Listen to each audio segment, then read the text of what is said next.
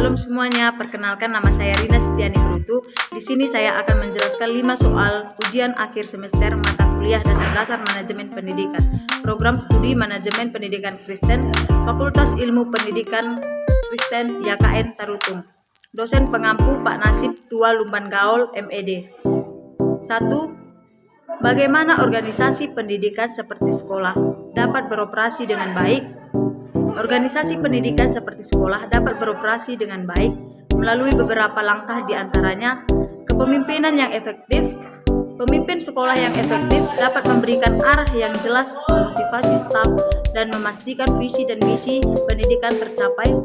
Manajemen sumber daya, pengelola sumber daya seperti waktu, tenaga kerja, dan anggaran yang dapat meningkatkan efektivitas operasional. 2. Jelaskan perbedaan manajemen pendidikan dan manajemen pendidikan Kristen. Manajemen pendidikan umumnya berkaitan dengan prinsip-prinsip manajemen yang digunakan dalam mengelola lembaga-lembaga pendidikan secara umum tanpa memandang afiliasi agama, sedangkan manajemen pendidikan Kristen lebih menekankan pada penerapan nilai-nilai dan prinsip-prinsip Kristen dalam pengelolaan lembaga pendidikan seperti integritas, keadilan, dan pelayanan. Dalam konteks manajemen pendidikan Kristen, aspek spiritual dan moral juga dapat menjadi fokus dengan mempertimbangkan perspektif etika Kristen. 3. Jelaskan implementasi atau penerapan 14 prinsip manajemen Henry Fayol di sekolah. 1. Divisi pekerjaan, artinya membuat pekerjaan secara spesifik. 2. Otoritas, artinya adanya hak untuk memberi perintah. 3. Disiplin, artinya harus mematuhi dan peduli terhadap peraturan. 4. Kesatuan perintah, setiap pekerja sebaiknya menerima arahan. 5. Kesatuan pengarahan, di mana kesatuan pengarahan ini artinya setiap grup dari kegiatan organisasi yang memiliki tujuan diarahkan oleh satu manajer. 6. Subordinasi, di mana subordinasi ini adalah kepentingan organisasi harus diprioritaskan. 7. Remunerasi, artinya pekerjaan harus diberikan upah atas pekerjaan yang dilakukan. 8. Sentralisasi, artinya sejauh mana bawahan termasuk dalam pengambilan keputusan. 9. Rantai skalar atau garis otoritas. 10. Aturan, artinya setiap orang harus berada di tempat benar sesuai struktur. 11. Keadilan, artinya pemimpin harus memperlakukan bawahan dengan adil. 12.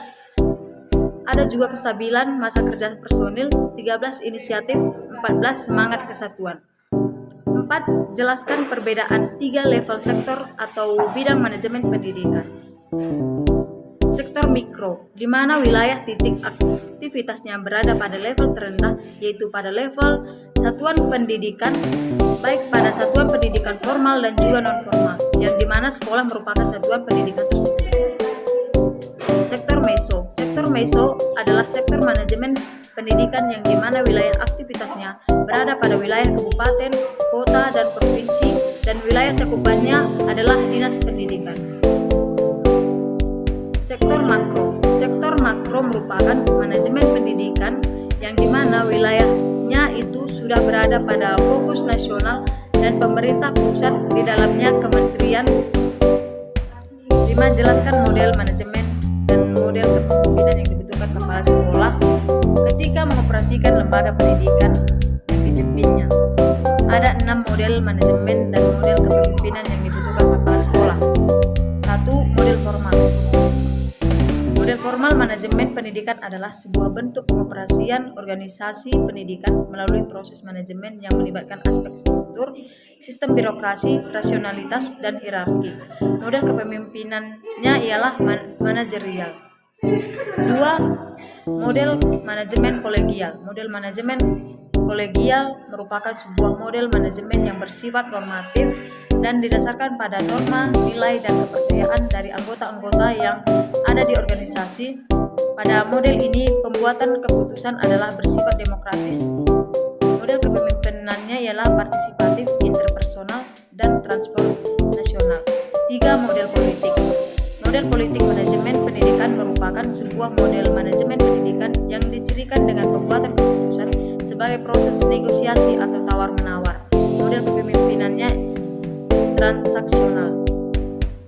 4. Model subjektif. Manajemen pendidikan merupakan sebuah bentuk pengoperasian organisasi pendidikan melalui proses manajemen dengan melibatkan aspek individu seperti persepsi, kepercayaan, dan tujuan di dalam organisasi pendidikan. Model kepemimpinannya postmodern dan emosional. 5. Model ambigu.